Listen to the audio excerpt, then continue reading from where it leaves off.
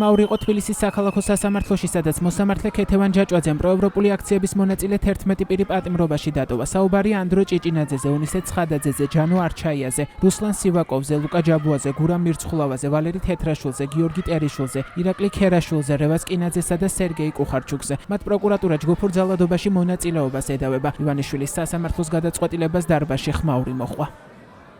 გამოყენებული აღკვეთის ღონისძიება პატიმრობა დარჩეს უცვლელი.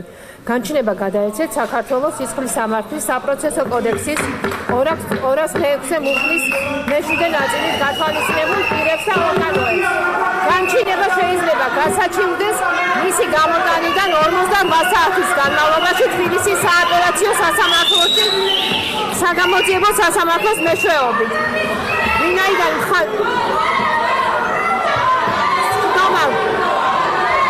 ისმინეთ განმარტება. სხდომა დასრულებულია, კარგად ვცანდებოდეთ.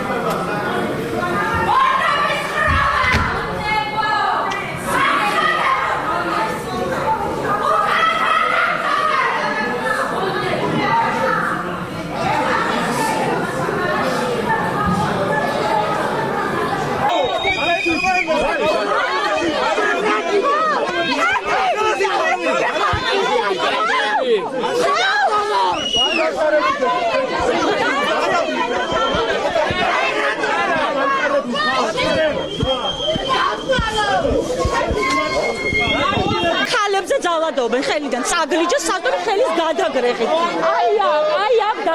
აი ეს კაცი მაგალითად ფორმიანი ადამიანი ძალადობს ადამიანებზე. აი აქ ამ შენობაშივე რა სამართალზე უნდა გქონდეს საუბარი.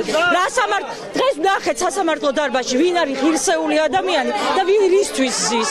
იმიტომ რომ ესეთი ყველა საღ ადამიანს ებრძვიან, მაგრამ აუცილებლად დამთავრდებიან ძალიან მალე. ხმაური გაგრძელდა საქალაქო სასამართლოს ეზოშიც, სადაც მთელი დღის განმავლობაში დაკავებულების მხარდამჭერი აქცია მიმდინარეობდა. შეკრებილების გაღიზიანება სამართალდამცავების ცინიკურ დამოკიდებულებას მოჰყვა, მას შემდეგ რაც ქეთევან ჯაჭვაძემ პროევროპული აქციების მონაწილე 11 პირი პატიმრობაში დატოვა.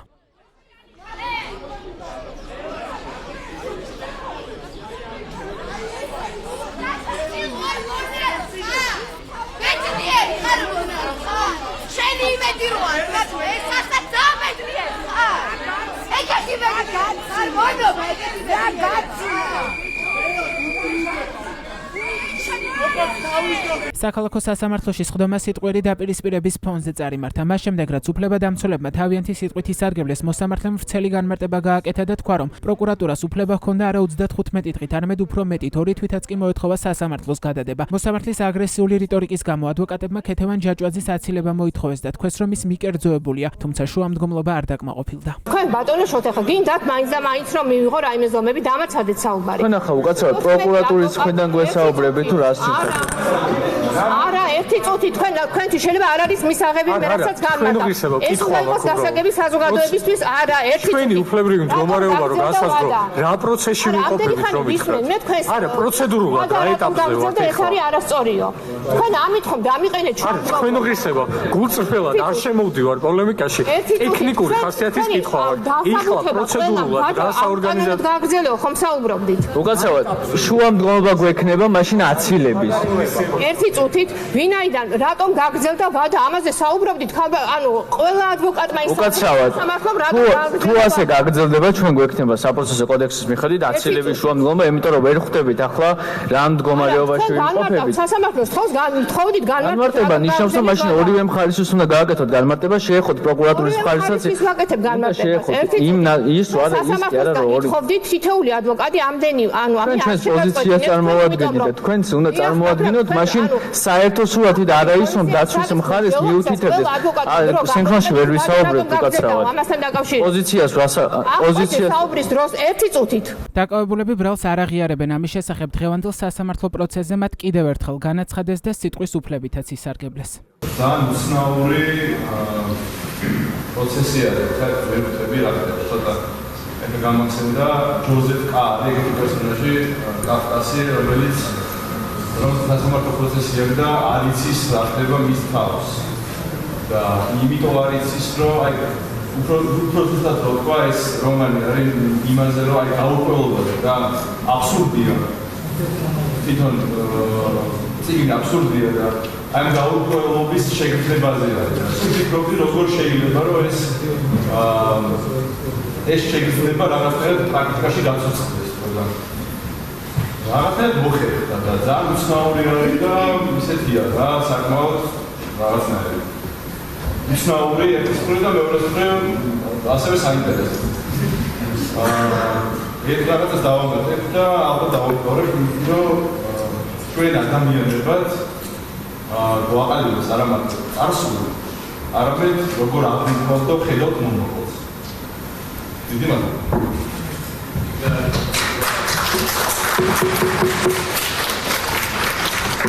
ბრალდებაზე მომისაჯოთ მაქსიმუმი გამოდის რომ ვანო მერაბიშვილზე 9 თვით ნაკლები გამომივა ციხეში. ანუ თქვენი აზრით მე ვიქნები მასზე ძალიან ცოტათი განსხვავებული დამნაშავე. გირაოზეც მინდა რომ გითხრათ ეს თქვენ თვითონ შეგიძლიათ განსაზღვროთ, მაგრამ მე გთხოვთ რომ გირაო დამიწესოთ 14 ლარის და 60 თეთრის ოდენობით. და თუ ასევე ფიქრობთ რომ ბოთლის სროლა დანაშაულია რომელიც ითვალისწინებს 4-დან 6 წლამდე თავისუფლების აღკვეთას მაშინ მე მაქვს სპიჩკის კოლოფი რომელსაც პროკურატურის მიმართულებით ვისვრით და 3 თვე დამიმატეთ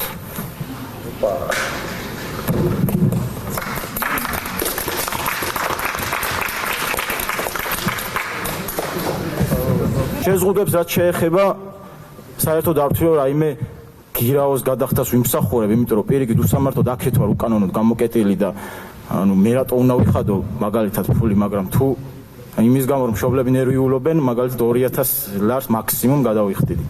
და ასევე სხვადასხვა ადგილებში მისვლა არ მისვლასთან დაკავშირებით ერთადერთ აკრძალვას არ მივიღებდი რუსთაველის გამზირზე მისვლას. დანარჩენი ნებისმიერ ადგილზე შეგიძლიათ ამიგზავნოთ მისვლა და ან ქალაქის დატოვება, მაგალითად ქალაქ თბილისის დატოვება ამიგზავნოთ, არ წავალ. და საერთოდ ვერ ხვდები რისთვის ვისჯებით აქ ვინც ვართ. ანუ ჩვენ ვისჯებით რისთვის სამშობლოს სიყვარულისთვის. ადვოკატები პროცესზე ბრალდებულების პატიმრობიდან გათავისუფლებას ითხოვდნენ, ალტერნატივის სახით კი სასამართლოს გირაოს თავაზობდნენ. მსახიობ ანდრო ჭიჭინაძის ადვოკატებმა სასამართლოს ბრალდებულის მხარდასაჭერად 1000-ზე მეტი ხელოვანის ხელმოწერები გადასცეს. მათ პროცესზე ისაუბრეს ბრალდების მხარის პოზიციაზეც და თქვეს, რომ საქმეში არც ერთი მტკიცებულება არ დევს.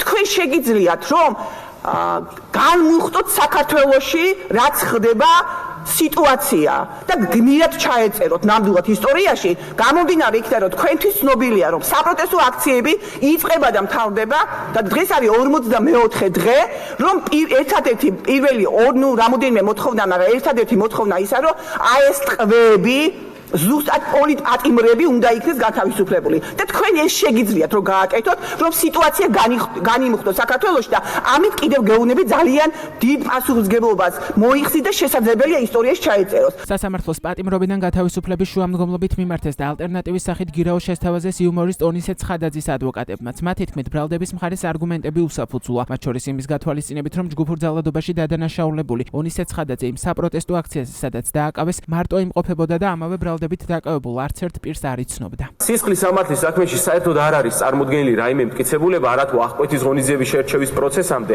7 დეკემბრის შემდეგ დღემდე რომ რომელიმე პირთან რაიმე კავშირი ქონდა ვერბალური თუ არავერბალური ან რომელიმე პირს ონისესთან რაიმე კავშირი ქონდა უფრო მეტი ონისე საერთოდ იმ დღეს იმყოფებოდა მარტო აქციაზე შესაბამისად რომ დავასრულო ამაზე საუბარი ამით იმის თქმამ სურს ბატონო მოსამართლე რომ ზოგადად ჯგუფურობის ვერ დადასტურება საერთოდ იწევს როგორც მინიმუმ როგორც მინიმუმ ამ დანაშაულის შემადგენლობას ვერ იწევს და საერთოდ სახეზე გვექნება თუ არა დანაშაული, ეს უკვე არსებითი განხილვის ეტაპზე გადასაწყვეტი საკითხია. პატიმრობის შეცვლის შუამდგომლობას დაეთანხმნენ პროევროპული აქციების მონაწილე სხვა პირების ადვოკატებიც. მნიშვნელოვნად დაზიანდა საქართველოს პარლამენტის შენობა და გამოსაყოფია კონკრეტული პირიო. ჩვენ თარაშუაშია ეს, ანუ ჩვენ ამ მტკიცებულებას ვერ გავანადგურებთ და ვერც პარლამენტის წარმომადგენელზე ვერ მოვახდენთ ზემოქმედებას, ვიდრე არ ვიცნობთ. მით უმეტეს სასაქონლო ექსპერტიზაზე ზემოქმედების მოხდენა ჩვენთვის შეუძლებელია და ეს არაერთხელ თქვენს განგიმარტავთ, რომ ბრალდებულების მხრიდან სახელმწიფოზე ზემოქმედების მოხდენა არის ფაქტობრივად შეუძლებელი და ნულის ტოლფასი, ამიტომ ამაზე აღარ შევჩერდები მეც. მეორე აბზაცი კიდევ ერთი საფუძველი, რომელიც დაადგინა, ეს არის ავტომობილების აღჭურვილების და სხვა ნივთების დაზიანების თაობაზე ექსპერტიზის დანიშვნა. ამასთან დაკავშირებით განმტკიცებულება უნდა გავანადგუროთ, თუ თქვენ ამბობთ, რომ ეს ავტომობილები უკვე ამოღებული არის, ამ შემთხვევაში და ექსპერტიზა უნდა დანიშნოთ, ბრალდებული ამაზე ხელს ვერ შეგიშლით. გასროლილ ქაღალდებს იღებს, რომელსაც შუაში ჭეხავს და ის უკავია ხელში. წარმოუდგენელია თქვენ ოგირსება, ჩვენ ფორმალურ საფუძვლებზე ვისაუბროთ ზოგადად, მაშინ როდესაც არ არსებობს ფაქტობრივი საფუძვლები მოცემულ შემთხვევაში, მაგრამ ვართ იმ მოცემულობაში, რომელ მოცემულობაში ვართ და კრიტიკა ვფიქრობ სასამართლოს მიმართ იმაზე კი არ უნდა გქონდეს, მე ესე ვფიქრობ, რომელ დარბაზში ვატარებთ პროცესს. კრიტიკა იმაზე უნდა გქონდეს და ჩემი კრიტიკა მაგალითად თქვენს მიმართ არის, რომ თქვენ როცა წაიკითხეთ ბრალდების მხარის შუამდგომლობა, რითაც ისინი პატიმრობის ვადის გაგრძელებას ითხოვდნენ და საერთოდ გამოძიების ვადის, მე ვფიქრობ, რომ სასამართლოს არ უნდა გაეგრძელებინა. თვითონ ეს უკრაინელია სულიად არაფერი არ საინტერესებდა აბსოლუტურად შემთხვევით, როგორც მისი გამოკითხვიდან გაირკვა, 3 თვის წინათ ჩამოვიდა საქართველოში, რადგან რუსების ჯარების მიერ დაკავებული იქნა მათი საცხოვრებელი ადგილი და იფიქრა საქართველოში პატარა დროებით მაინც იცხოვრებდა. როდესაც ის იმ დღეს როდესაც აქცია მიმდინარეობდა, იგი მიდიოდა მეტროში, რომ სახლისკენ წასულიყო. ამ დროს აკავებენ ზუსტად ესე იგი მეტროში რომ უნდა ჩამდარიყო. ბრალდების მხარე კი დაკავებულების პატიმრობაში დატოვებას ითხოვდა. საბოლოოდ ქართული ოცნების სასამართლომ სწორედ პროკურატურის შუამდგომლობა დააკმაყოფილა. ვინაიდან თითოეული ბრალდებული აქტიურ როლს იღებდა ამ მოქმედებების განხორციელებისას, ჩვენ მიგვაჩნია, რომ პატიმრობაზე უფრო მსუბუქი აღკვეთი ღონისძიების გამოყენების პირობებში ბუნებრივია ბრალდებულები არ დაიცავენ სამართალ დამცველების მოთხოვნას, სასამართლოს მოთხოვნას უფრო მსუბუქი აღკვეთი ღონისძიების წესის დაცვასთან დაკავშირებით. ამდენად ჩვენ მიგვაჩნია, რომ დადასტურებულია მინიმალური საფრთხე იმის გათვალისწინებით, რომ რაიმე ახალი არსებითი მნიშვნელობის მქონე გარემოება არ არის წარმოქმნილი, ჩვენ მიგვაჩნია, რომ დღეის მდგომარეობით პატიმრობა არის ალტერნატივა აღკვეთი ღონისძიების სახე, რაც უცვლად უნდა იქნას დატოვებული ძალაში. ჩატარდეს პირველ დარბაზში. ანტირუსულ აქციებში მონაწილე პირების სასამართლო პროცესი თავდაპირველად სხვა დარბაზში უნდა ჩატარებულიყო, რაც ადვოკატებმა გააპროტესტეს და საქმის უფრო დიდ დარბაზში განხილვა მოითხოვეს. მოსამართლე ქეთევან ჯაჭვაძემ ადვოკატების მოთხოვნა დააკმაყოფილა. პრობლემა რაც არის, ისედაც მოხარებულზე ხარ, ხომასია? მე მოსტარგი ავაქციო.